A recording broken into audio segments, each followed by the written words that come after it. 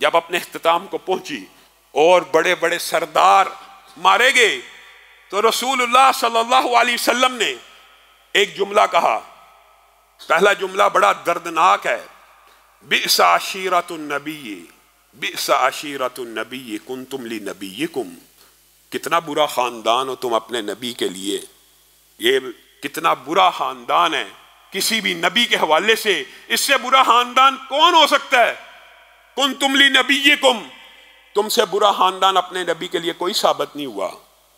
کذبتمونی وصدقنی الناس، تم نے مجھے جھٹلایا اور لوگوں نے میری تصدیق کی.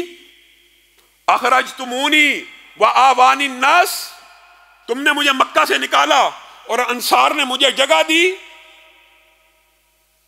وخذلتمونی ونصرنی الناس، اور تم نے مجھے اذیتیں اور تکلیف دی اور لوگوں نے میری مدد کی.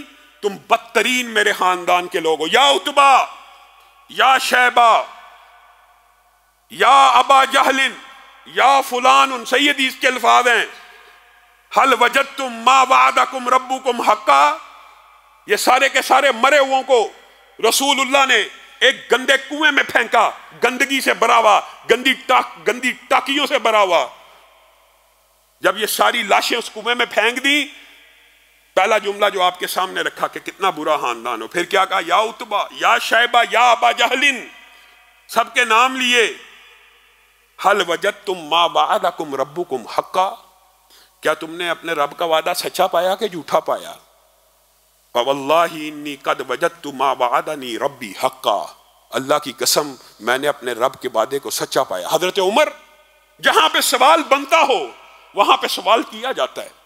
حضرت عمر کہنے لگے اے اللہ کے رسول، آپ ان لاشوں سے مخاطب ہیں جن کے جسموں سے روحوں کو نکال لیا گیا ہے، آپ ان کے ساتھ کلام کر رہے ہیں.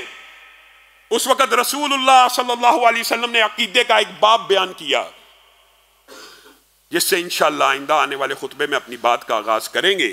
رسول اللہ صلی اللہ علیہ وسلم نے کہا اللہ کی قسم جس طرح تم میری آواز کو سن رہے ہو، اللہ تعالیٰ اسی طرح ان کو میری آواز سنوا رہا ہے، اور وہ یہ باتیں سن کے تکلیف اور اذیت کا شکار ہیں.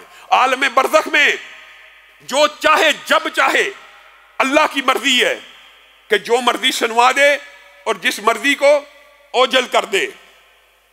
یہ جو ہمارے معاشرے میں غلط العام ہے کہ مردہ زندہ سے بھی زیادہ سننا شروع ہو جاتا ہے. زندہ بیٹھے ہوئے ہیں، کوئی میرے کان میں بات کرے دوسرا نہیں سنتا، لیکن مرنے کے بعد یہ میرے کان میں بھی بات کرے گا تو پیر سن رہے. یہ عجیب و غریب کنسپٹ ہے. یعنی مرنے کے بعد صلاحیت کم نہیں ہوئی بلکہ بڑھ گئی ہے. یہاں پہ کوئی مجھے ملنے آئے، میرے ساتھ بات کرے، میں گفتگو سن لوں گا، لیکن پیر صاحب فوت ہو جائیں تو کوئی ان کی قبر پہ نہ بھی جائے، اپنے گھر سے بھی پکارے تو وہ سن لیں گے. اور دلیل کیا؟ یہی حدیث پیش کرتے ہیں کہ رسول اللہ صلی اللہ علیہ وسلم نے بدر کے کنویں کے اوپر کفار کو خطاب کیا تھا اور کہا تھا اسی طرح سن رہے ہیں جیسے تم سن رہے ہو. بتائیے یہ دلیل عقل کے بھی خلاف اور منطق کے بھی خلاف، اور اگر دلیل بناتے بھی ہو یہاں پہ سننے والے لوگ کون ہیں؟ بدترین کافر ہیں، بدترین ظالم ہیں، بدترین سرکش ہیں. اور تم یہ دلیل بناتے ہو اولیاء اللہ کے سننے کی. رسول اللہ صلی اللہ علیہ وسلم کے معجزے کے ابواب میں یہ باب بھی شامل ہے، اور عالم برزخ میں جو مردوں کی سماعت جہاں جہاں ثابت ہوتی ہے حدیث سے ہمارا ایمان ہے، وہاں وہاں ایمان لے کے آتے ہیں، اور جہاں ثابت نہیں، جہاں پہ خاموشی ہے، ہمارا ایمان ہے کہ وہاں پہ نہیں سنتے. رسول اللہ صلی اللہ علیہ وسلم نے جب کہہ دیا کہ مردے کو جب قبر میں ڈالا جاتا ہے اور قبر میں ڈالنے کے بعد جب اس کے گھر والے، اس کے رشتہ دار یا اس کا جنازہ پڑھنے والے واپس لوٹ رہے ہوتے ہیں تو اس وقت جوتوں کی آہٹ کو بھی سن لیتا ہے. اللہ تعالیٰ جب سنانا چاہیں جوتے کی آہٹ کو بھی سنوا دیں ہر میت کو. اگر سنانا چاہیں تو بدترین مشرکوں اور کافروں کو بدر کے کنویں میں موت کے بعد رسول اللہ کی آواز سنوا دیں. اللہ جب چاہے سنا دے. اور عالم برزخ کے حوالے سے اسی بات کو کلیئر کرنے کے اور اسی کنسپٹ کو کلیئر کرنے کے حوالے سے انشاءاللہ آئندہ آنے والے خطبے میں یہیں سے اپنی بات کا آغاز کریں گے. اللہ رب العزت جو کہا گیا، جو سنا گیا، اس کو سمجھنے کی توفیق عنایت.